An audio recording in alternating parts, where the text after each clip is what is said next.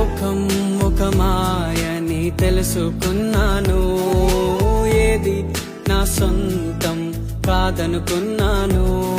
ఈ లోకం ఒక మాయని తెలుసుకున్నాను, ఏది నా సొంతం కాదనుకున్నాను. తప్పిపోయిన కుమారుని నేనైతే, నా కొరకై నిరీక్షించే తండ్రి నా